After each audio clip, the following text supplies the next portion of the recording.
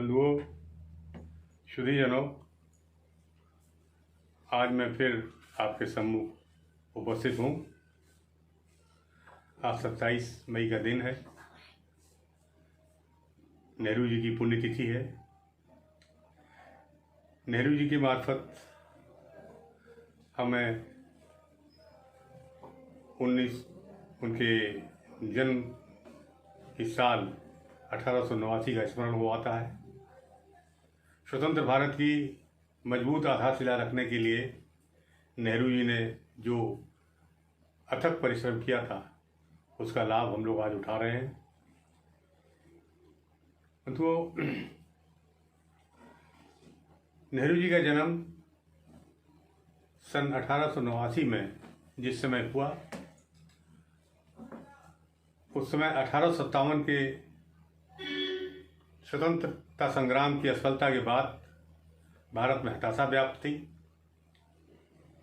अंग्रेजों का प्रभुत्व बढ़ गया था। हम लोगों को ये लगने लगा था कि जाने कब स्वतंत्रता मिल पाए। अच्छे घरानों के, जमींदारों के लड़के, जागीरदारों के लड़के, जिनकी पाश्चात्य शिक्षा हुई थी, उनके मन में एक उमस भरी थी कि हम भी आज़ाद मुल्क के नागरिक बने। नतीजा ये था कि चारों तरफ छोटे छोटे ग्रुप बन गए थे देश की आज़ादी के लिए, जो इकट्ठे हो रहे थे। ऐसे में जैसे हर एक साल के लिए 1857 जिस तरह जानी जाती है, 1857 की तरह एक महत्वपूर्ण साल हुई 1889।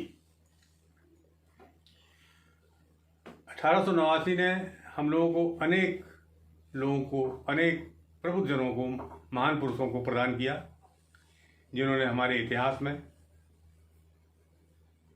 सार्थक भूमिका निभाई, हमारे देश की आज़ादी के लिए जो वाहक बने।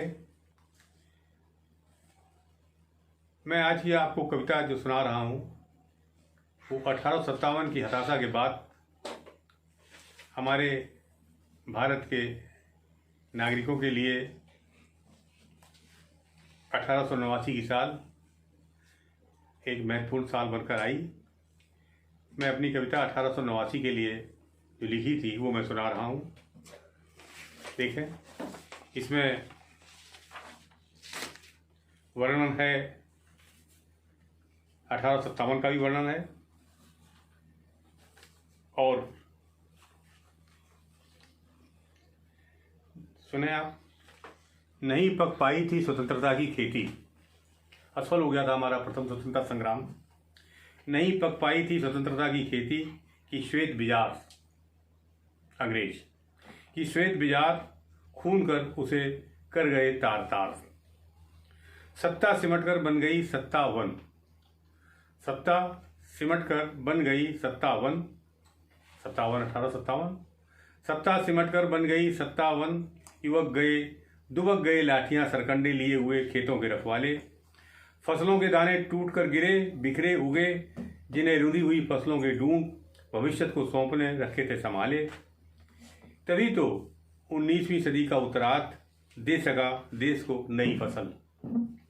तभी तो 19वीं सदी का उत्तरार्ध दे सका देश को नई फसल, जो महक कर उद्यत करती रही रचाने को सुनहरा कल।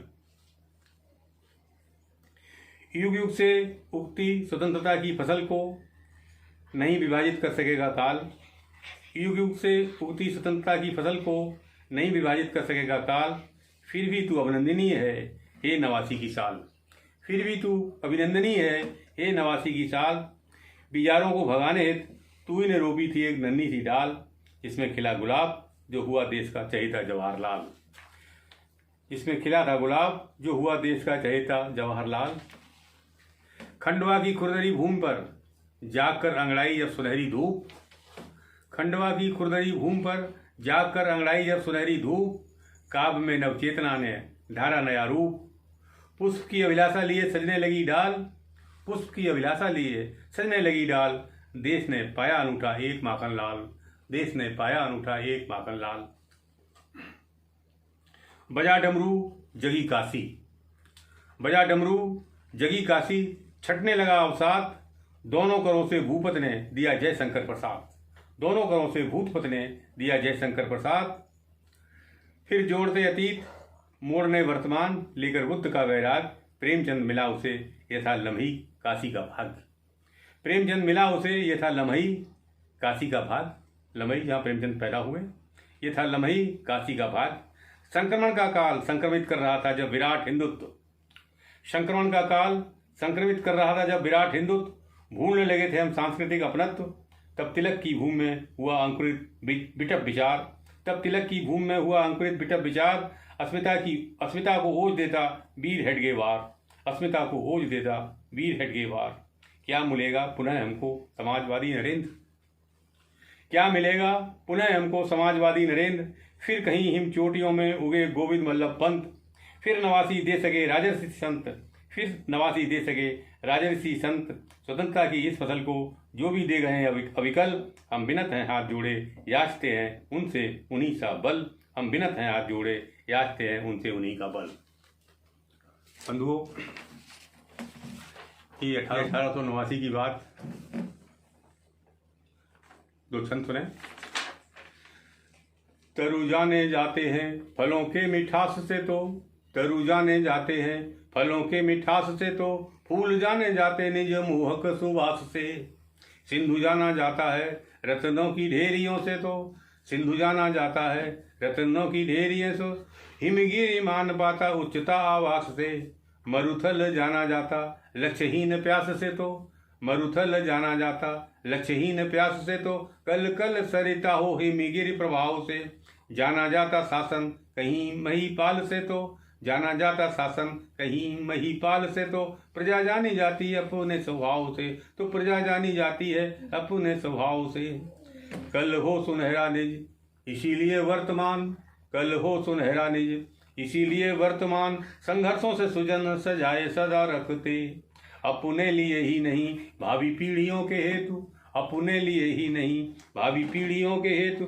मृत्यु के ललाट पर पग निज धरते, कहीं धूल धूसरित गौरव गाथाएं न हो, कहीं धूल धूसरित गौरव गाथाएं न हो। यही सोच पग रोब इतिहास बनते, कायर और स्वार्थी की मृत्यु होवे बार बार, कायर और स्वार्थी की मृत्यु होवे बार बार।